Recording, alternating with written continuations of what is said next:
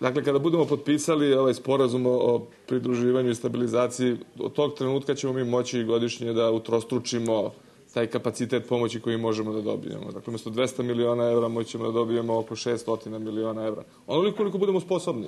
Jer to, znate, ne dobijete u toku jedne godine kao nekakav transfer u budžet, već morate napraviti dobre programe, morate da konkurišete sa tim programima i onda, ako ste to sve dobro uradili, možete da taj novac imate u svom budžetu.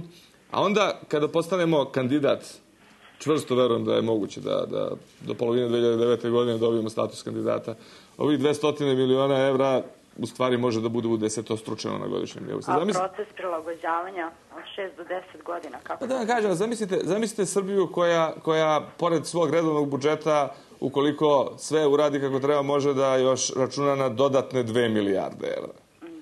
Sad smo se oko ove koncesije, velika polemika bila kako tu postaviti stvari, da ne ulazim previše sada u pravni aspekt svega toga, ali je to projekat koji vredi nešto više od 1 milijarde evra.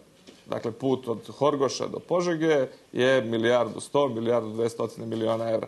I sad, zamislite vi kada nama stoji na raspolaganju da imamo 1 milijardu evra godišnje za puteve ukoliko napravimo dobre projekte. Da završimo koridor 10 do bugarske granice, do makedonske granice, da ako na drugi način ne rešimo pitanje ovog puta između Horgoša i Požege, da možemo na taj način kao država da to finansiramo, da završimo sve putne pravce, železnički koridor 10, da možemo da uđemo u rešavanje svojih energetskih potreba, da izgradimo nove termocentrale, a da ne pričamo o svim ovim javnim servisima, i o prosveti, i o zdravstvu, policiji, sudovima.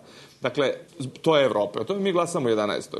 Hoćemo li da sebi otvorimo mogućnost da podižemo svoju zemlju, ili ćemo da budemo besni i da kažemo ne, mi smo ljuti na sebe, ljuti smo na Evropu, ljuti smo na ceo svet, nećemo to da uradimo i glasat ćemo protiv.